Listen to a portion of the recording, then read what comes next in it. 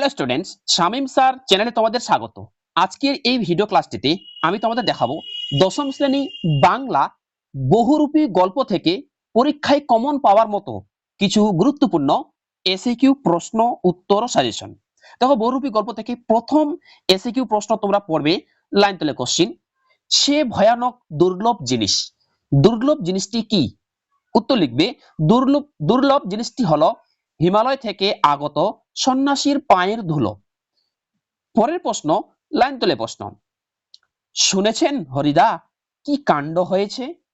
কোন ঘটনাকে এখানে কাণ্ড বলা হয়েছে? উত্তর লিখবে কথকদের শহরে বসবাসকারী প্রতিপত্তি সম্পন্ন বিত্তশালী ব্যক্তি জগদীশবাবুর বাড়িতে বছরে একটি হরিতকি ভক্ষণের দ্বারা জীবন ধারণকারী হিমালয়ের গুহাবাসী এক সন্ন্যাসীর আগমন ঘটে। তিনি 7 দিন জগদীশবাবুর বাড়িতে অবস্থান করেন। এই ঘটনাকে এখানে কাণ্ড বলা হয়েছে। আমি প্রত্যেকটি প্রশ্ন সাজেশনের মধ্যে রাখিনি, যে প্রশ্নগুলিতে পাশে স্টার মার্ক করে দেওয়া আছে সেই প্রশ্নগুলি কিন্তু সাজেশনের অন্তর্ভুক্ত। পরের প্রশ্ন: সন্ন্যাসী জগদীশবাবুকে পদধূলি প্রদানে বাধ্য হন কেন? অর্থাৎ সন্ন্যাসীটি জগদীশবাবুকে পদধূলি দিয়েছিলেন কেন, পায়ের ধুলো দিয়েছিলেন কেন? এটা উত্তর লিখতে হবে, জগদীশবাবু সন্ন্যাসীর জন্য এক জোড়া কাঠের খড়ম সংগ্রহ করে তাতে সোনার বোল লাগিয়ে সন্ন্যাসীর পায়ের কাছে ধরেন। তখন তিনি নতুন খড়ম পরার জন্য পা বাড়াতে বাধ্য হন, যা জগদীশবাবুকে তার পদধূলি গ্রহণে সহায়তা করে। পরের প্রশ্ন: সেটাই যে হরিদার জীবনের পেশা। হরিদার জীবনের পেশা কি? উত্তর লিখবে হরিদার পেশা হলো বহুরূপী সেজে রোজগার করা। পরের প্রশ্ন: এক সন্ন্যাসী এসে জগদীশবাবুর বাড়িতে ছিলেন, এতে সন্ন্যাসীর কি পরিচয় পাওয়া যায়? সব নাশ করেন যিনি, তিনি সন্ন্যাসী। তার আসক্তি থাকে না, তার কাছে রাজপ্রাসাদ আর শ্মশান দুই সমান। কিন্তু জগদীশবাবুর বাড়িতে আশ্রিত সন্ন্যাসী গৃহীর বাড়িতে থেকেছেন, ভোগে আসক্ত হয়েছেন, তাই তিনি প্রকৃত সন্ন্যাসী নন। পরের প্রশ্ন: গল্প শুনে খুব গম্ভীর হয়ে গেলেন হরিদা। গল্প শুনে হরিদা গম্ভীর হয়ে গেলেন কেন? উত্তর লিখবে সন্ন্যাসী জগদীশবাবুর বাড়িতে 7 দিন থেকেছেন, সোনার বোল দেওয়া খড়ম পরে 100 টাকার প্রণামী নিয়ে বিদায় হয়েছেন। এসব শোনার পর সন্ন্যাসীর ভণ্ডামের কথা বুঝতে পেরে হরিদা গম্ভীর হয়ে গিয়েছিলেন। পরের প্রশ্নের সাজেশন 10 নম্বরটা দেখো। বহুরূপী গল্প অনুসারে লেখো সন্ন্যাসী সারা বছর কি খান? উত্তর হবে বহুরূপী গল্পে উল্লেখিত সন্ন্যাসী সারা বছরে শুধুমাত্র একটি হরিতকি খান, অন্য কিছু খান না। পরের প্রশ্ন: বাহ, এ তো বেশ মজার ব্যাপার। কোন ব্যাপারকে মজার বলা হয়েছে? উত্তর লিখবে জগদীশবাবু এক জোড়া কাঠের খড়মে সোনার বোল লাগিয়ে সন্ন্যাসীর পায়ের কাছে ধরেন, তখন বাধ্য হয়ে সন্ন্যাসীর নতুন খড়ম পরেন। সেই ফাঁকে জগদীশবাবু তার পায়ের ধুলো নিয়ে নেন। একেই হরিদা বেশ মজার ব্যাপার বলেছেন। পরের প্রশ্নের সাজেশন: সন্ন্যাসীকে বিদায় দেওয়ার সময় জগদীশবাবু কি দিয়েছিলেন? উত্তর লিখবে সন্ন্যাসীকে বিদায় দেওয়ার সময় জগদীশবাবু 100 টাকার একটা নোট জোর করে তার ঝোলায় ফেলে দিয়েছিলেন। পরের প্রশ্ন, লাইন দিলে কোশ্চেন: চা, চিনি আর দুধ আমরাই নিয়ে আসি। এখানে আমরা বলতে কাদের বোঝানো হয়েছে? উত্তর লিখবে চা, চিনি আর দুধ নিয়ে যান গল্পকথক ভবতোষ, অনাদি ও তাদের আরেক সঙ্গী। এরা হরিদার বাড়িতে আড্ডা দিতে যাওয়ার সময় চায়ের উপকরণ নিয়ে যেত। এক কথা তোমরা লিখতে পারো, এখানে আমরা বলতে গল্পকথক সুবোধ ঘোষকে বোঝানো হয়েছে, ভবতোষকে বোঝানো হয়েছে, অনাদিকে বোঝানো হয়েছে এবং হরিদাকে বোঝানো হয়েছে। 4 জনেরা বন্ধু ছিল। ঠিক আছে। পরের প্রশ্ন, জগদীশবাবু কিভাবে সন্ন্যাসীর পায়ের ধুলো পেয়েছিলেন? জগদীশবাবু একজোড়া কাঠের খড়মে সোনার বোল লাগিয়ে সন্ন্যাসীর পায়ের কাছে ধরেন, তখন সন্ন্যাসী বাধ্য হয়ে নতুন খড়ম পরেন। সেই ফাঁকে জগদীশবাবু সন্ন্যাসীর পায়ের ধুলো নেন। পরের প্রশ্নটা খুব গুরুত্বপূর্ণ প্রশ্ন, জগদীশবাবু হিমালয় থেকে আগত সন্ন্যাসীকে কি কি উপহার দেন? খুবই গুরুত্বপূর্ণ কিন্তু। উত্তর লিখবে জগদীশবাবু সন্ন্যাসীর পদধূলি গ্রহণের জন্য তাকে এক জোড়া সোনার বোল লাগানো খড়ম উপহার দেন। পরে সন্ন্যাসীর বিদায় গ্রহণকালে জগদীশবাবু তাকে জোর করে 100 টাকার একটা নোট প্রদান করেন। পরের প্রশ্নের সাজেশন দেখো, এটা আক্ষেপ করেন হরিদা। হরিদার আক্ষেপের কারণ কি? আমরা সাধারণত বলি আক্ষেপ মানে হচ্ছে আফসোস করা। ওকে, সেই আফসোস বা আক্ষেপের কারণ কি ছিল হরিদার? উত্তর লিখবো সন্ন্যাসীর পায়ের ধুলো নিতে না পারার জন্য হরিদা আক্ষেপ করেছিলেন। পরের প্রশ্ন, হরিদা কোথায় থাকতেন? উত্তর হবে শহরের সবচেয়ে সরু গলির ভিতর দিকের একটা ছোট্ট ঘরে থাকতেন হরিদা। পরের প্রশ্ন, একঘেয়ে কাজ করতে ভয়ানক আপত্তি। একঘেয়ে কাজ বলতে কোন কোন কাজকে বলা হয়েছে? উত্তর লিখবে অফিসের কাজ কিংবা ব্যবসায়িক কোনো কাজ যা ঘড়ি ধরে সময় বেঁধে আর নিয়ম করে রোজই করতে হয়, সেই সব কাজকেই একঘেয়ে কাজ বলা হয়েছে। পরের প্রশ্ন, একদিন চকের বাস স্ট্যান্ডের কাছে ঠিক দুপুরবেলাতে একটা আতঙ্কের হল্লা বেজে উঠেছিল। কেন বেজে উঠেছিল? উত্তর লিখবে বহুরূপী হরিদ্বার পাগলের ছদ্মবেশী ভীতি প্রদর্শনের প্রাবল্য চকের বাস স্ট্যান্ডের যাত্রীদের মধ্যে আতঙ্কের হল্লা সৃষ্টি করে। পরের প্রশ্ন, বাসের ড্রাইভার কাশীনাথ ধমক দেয়। বাসের ড্রাইভার কাশীনাথের ধমকে বাস যাত্রীদের কি প্রতিক্রিয়া দেখা দেয়? উত্তর লিখবে বাসের ড্রাইভার কাশীনাথের ধমক শুনে বাস যাত্রীরা অবাক হয়ে যায়। পাগল বেশি লোকটা আসলে বহুরূপী এই কথা বুঝতে পেরে কেউ হাসে, কেউ বা বিরক্ত হয়, কেউ আবার বিস্মিত হয়ে ভাবে চমৎকার পাগল সাজতে পেরেছিল তো লোকটা। পরের প্রশ্নের সাজেশন 23 নম্বর প্রশ্নটি দেখো, হরিদা পুলিশ সেজে কাদের ধরেছিলেন?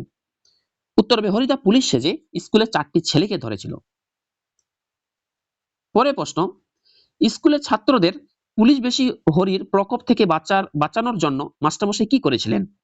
উত্তর হবে স্কুলের ছাত্রদের পুলিশ বেশ ধারণকারী হরির প্রকোপ থেকে নিষ্কৃতি দেওয়ার জন্য প্রথমে মাস্টারমশাই বিনীত অনুরোধ জানান, কিন্তু তাতে কোনো ফল না হওয়ায় 8 আনা ঘুষ দিয়ে তিনি ছাত্রদের মুক্তির ব্যবস্থা করেন। পরের প্রশ্ন, হরিদার জীবন এরকম বহু রূপের খেলা দেখিয়েই একরকম চলে যাচ্ছে। কিরকম খেলা দেখিয়ে হরিদার জীবন চলে যাচ্ছে? উত্তর হবে কখনো বৌদ্ধ পাগল, বাইজি, বাউল, কাপালিক, কখনো বুড়ো কাবলিওয়ালা, কেরামিন সাহেব, পুলিশ, বিরাগী, এইরকম বহুরূপের খেলা দেখিয়েই হরিদার জীবন চলে যাচ্ছে। পরের প্রশ্ন, কোন সাজে হরির রোজগার ভালো হয়েছিল? উত্তর হবে বহুরূপী হিসাবে বাইজির সাজে হরির রোজগার ভালো হয়েছিল। পরের প্রশ্ন, দোকানদার বাইজি বেশি হরিদাকে কি বকশিস দিয়েছিল? উত্তর হবে দোকানদার বাইজি বেশি হরিদাকে একটি সিকি বকশিস দিয়েছিল। পরের প্রশ্ন, ফিরিঙ্গি কেরামিন সাহেবের ছদ্মবেশী হরিদার পরনে কি থাকতো? উত্তরটা হবে ফিরিঙ্গি কেরামিন সাহেবের ছদ্মবেশী হরিদার পরনে থাকতো হ্যাট, কোট, প্যান্টালুন। পরের প্রশ্ন, বরং একটু তারিফই করলেন। কে কি তারিফ করলেন? উত্তর লিখবে স্কুলের মাস্টারমশাই পুলিশ বেশি হরিদার ছদ্মবেশের তারিফ করে বলেছিলেন যে সত্যি খুব চমৎকার পুলিশ সেজেছিল হরিদা। পরের প্রশ্ন, এবারের মতো মাফ করে দিন ওদের, কে কাকে কথা বলেছিল? এই প্রশ্নের উত্তরটা লিখবে দয়ালবাবুর লিচু বাগানে লিচু চুরি করতে গিয়ে পুলিশ বেশি হরিদার হাতে ধরা পড়েছিল স্কুলের 4টি ছেলে, তাদের হয়ে ক্ষমা চাইতে গিয়ে স্কুলের মাস্টারমশাই এ কথা বলেছিলেন। পরের প্রশ্ন, ভয়ে কেঁদে ফেলেছিল ছেলেগুলো। ছেলেগুলোর ভয়ে কেঁদে ফেলার কারণ কি ছিল? উত্তর লিখবে দয়ালবাবুর লিচু বাগানে লিচু চুরি করতে গিয়েছিল স্কুলের 4টি ছেলে, সেই সময় পুলিশ বেশি হরিদার হাতে তারা ধরা পড়ে, চুরি করার অপরাধে শাস্তি পাওয়ার ভয়ে তারা কেঁদে ফেলেছিল। পরের প্রশ্ন, পুলিশ সেজে হরিদা কি করেছিল? উত্তর লিখবে পুলিশ সেজে প্রথমে হরি দয়ালবাবুর লিচু বাগানের ভিতরে দাঁড়িয়ে থাকে, পরে স্কুলে 4টে ছেলেকে ধরে, শত অনুরোধ সত্ত্বেও ছেলেগুলিকে না ছেড়ে মাস্টারমশাইয়ের কাছ থেকে 8 আনা ঘুষ নিয়ে তারপর তাদের অব্যাহতি দেয়। পরের প্রশ্ন, সপ্তাহে বড় জোর একটা দিন বহুরূপী সেজে পথে বেরোন হরিদা। বহুরূপী কাকে বলা হয়? উত্তর লিখবে যারা বহুরূপ ধারণ করে পথে পথে ঘুরে মানুষকে আনন্দ দিয়ে কিংবা বিস্মিত করে অর্থ উপার্জন করেন তাদের বহুরূপী বলে। পরের প্রশ্ন, এই শহরের জীবনে মাঝে মাঝে বেশ চমৎকার ঘটনা সৃষ্টি করেন বহুরূপী হরিদা। চমৎকার ঘটনা কি? উত্তর লিখবে একদিন সন্ধ্যায় শহরের দোকানে দোকানে যখন আলো জ্বলে উঠেছে তখন লোকজনের ব্যস্ততা আর মুখরতার মাঝখানে হঠাৎ শোনা যায় ঘুঙুরের মিষ্টি রুমঝুম আওয়াজ। এক রূপসী বাইজি চলে যাচ্ছে নাচতে নাচতে, শহরের নবাগতরা মুগ্ধ চোখে দেখে সেই দৃশ্য, একেই চমৎকার ঘটনা বলা হয়েছে। পরে প্রশ্ন, লাইন তৈরি কোশ্চেন, আমাদের সন্দেহ মিথ্যে নয়। কোন সন্দেহ?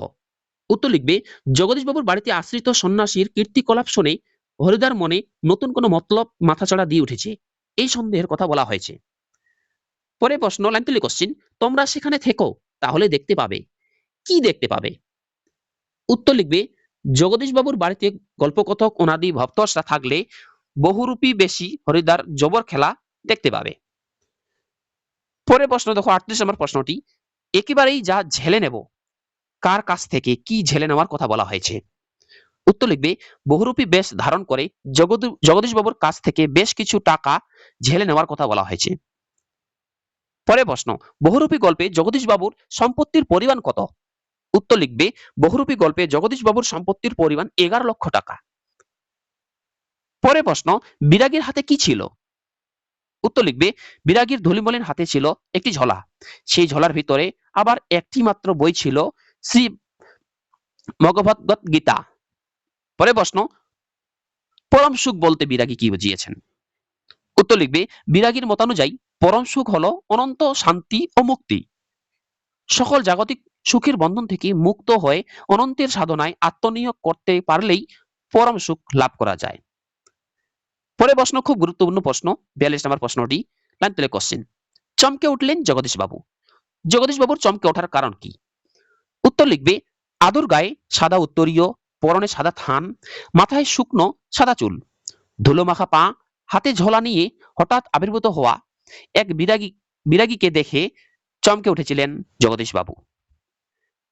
পরের প্রশ্নের সাজেশন, এসএকিউ বহুরূপী গল্প থেকে 44 নম্বর প্রশ্নটি দেখো, জগদীশবাবুর দুই বিস্মিত চোখ অপলক হয়ে গেল, কি দেখে জগদীশবাবুর এমন অবস্থা হলো? উত্তর লিখবে বারান্দার সিঁড়ির দিকে তাকিয়ে সাদা থান, সাদা উত্তরীয়, সাদা চুল, ধুলো মাখা পা, হাতে ঝোলা নিয়ে যেন জগতের অপর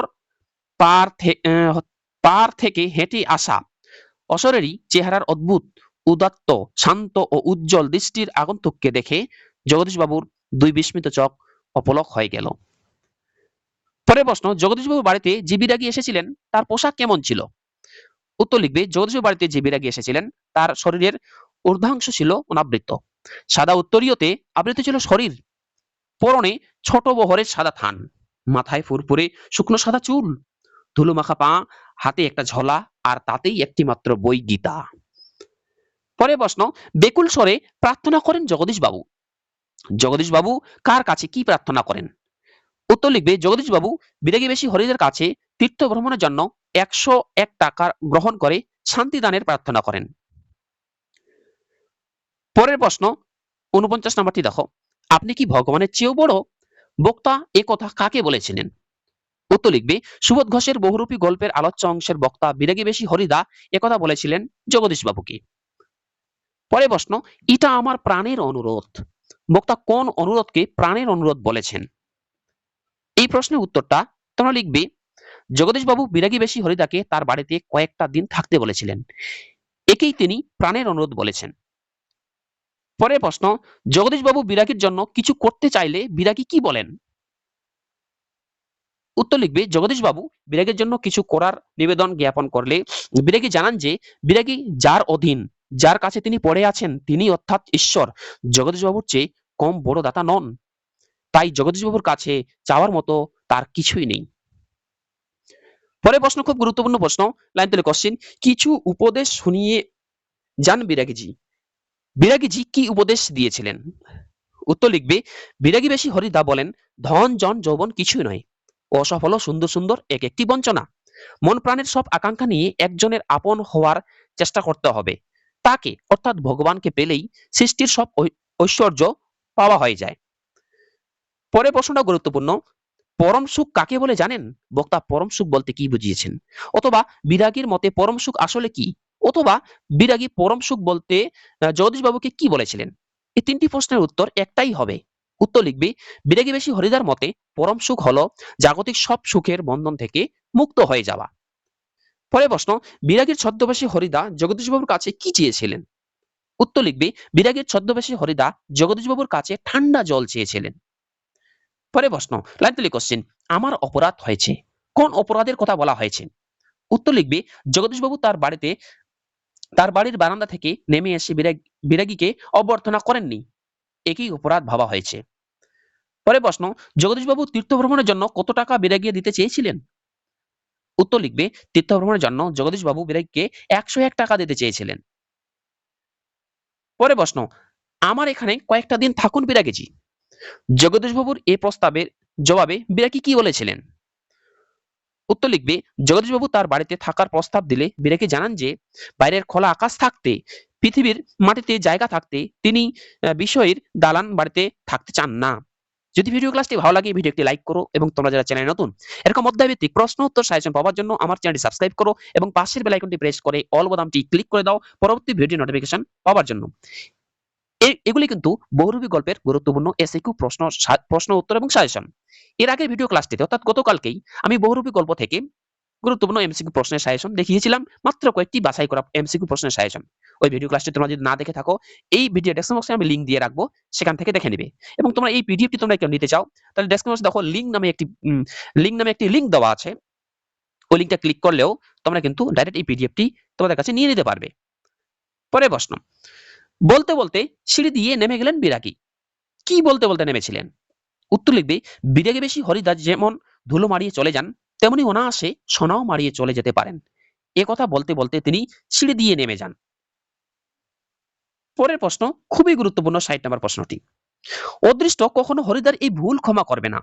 কোন ভুলের কথা বলা হয়েছে? অথবা অদৃষ্ট কখনো হরিদার এই ভুল ক্ষমা করবে না, হরিদার কোন ভুলের কথা এখানে বলা হয়েছে? খুব গুরুত্বপূর্ণ কিন্তু এটা, হ্যাঁ, ভালো করে পড়বে।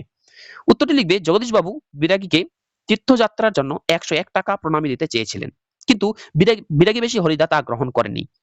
একেই প্রশ্নোক্ত অংশে ভুল বলা হয়েছে। পরের প্রশ্ন 61 নম্বর প্রশ্ন, এটাও কিন্তু সাজেশনে অন্তর্ভুক্ত, খুবই গুরুত্বপূর্ণ। কি করলে হরিদার ঢং নষ্ট হবে বলে সে নিজে জানিয়েছে? অথবা লাইন তৈরি কোশ্চেন, তাতে যে আমার ঢং নষ্ট হয়ে যায়, হরিদার কোন ভুলের জন্য, কোন ভুলের কথা এখানে বলা হয়েছে? উত্তর লিখবে, বিরাগীর ছদ্মবেশ ধরেছিলেন হরিদা। এই অবস্থায় জগদীশবাবুর দেওয়া প্রণামীর টাকা গ্রহণ করলে তার ঢং নষ্ট হয়ে যাবে বলে তিনি জানিয়েছিলেন। পরে প্রশ্ন, লাইন তৈরি কোশ্চেন, গিয়ে অন্তত বকশিসটা তো দাবি করতে হবে। হরিদা কত বকশিস দাবি করবে বলেছিল? এই প্রশ্নের উত্তরটা লিখবে, কত বকশিস চাইবেন সে ব্যাপারে হরিদা কখনোই কথা বলেননি। ভবতোষ অনুমান করেছিলেন তিনি বড় জোর 8 আনা কিংবা 10 আনার বকশিস পেতে পারেন। পরে প্রশ্ন 64 নম্বর প্রশ্নটি কিন্তু খুব গুরুত্বপূর্ণ, ভালো করে পড়বে। লাইন তৈরি কোশ্চেন, কি অদ্ভুত কথা বলেন হরিদা? অদ্ভুত কথাটি কি? উত্তর লিখবে, অদ্ভুত কথাটি হলো তাতে যে আমার ঢং নষ্ট হয়ে যায়। অর্থাৎ বিরাগী হয় সংসার, সুখ, লোভ, লালসাকে প্রাধান্য দিলে তাতে হরিদার ছদ্মবেশ নষ্ট হয়ে যায়। পরে প্রশ্ন 66 নম্বর প্রশ্নটি দেখো, হরিদা জগদীশবাবুর কাছ থেকে প্রণামীর টাকা না নেওয়ার কি কারণ শোনান?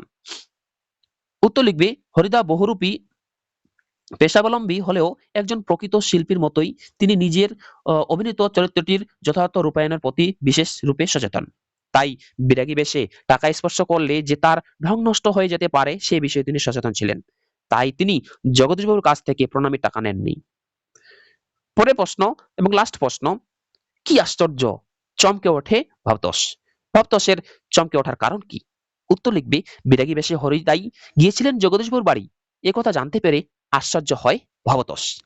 আমি যে কয়েকটা বাছাই করা এসএকিউ প্রশ্ন উত্তর সাজেশন দেখালাম, এই কয়েকটার মধ্যেই পরীক্ষায় তোমরা কিন্তু কমন পেয়ে যাবে। এরপরে ভিডিও ক্লাসটিতে আমি এই বহুরূপী গল্প থেকে পরীক্ষায় কমন পাওয়ার মতো কিছু গুরুত্বপূর্ণ 3 মার্কের এবং 5 মার্কের প্রশ্নের সাজেশন আমি দেখাবো। তাই তোমরা যারা চ্যানেলে নতুন, পরবর্তী ভিডিও ক্লাসগুলির নোটিফিকেশন পাওয়ার জন্য আমার চ্যানেলটি সাবস্ক্রাইব করে পাশে থাকবে।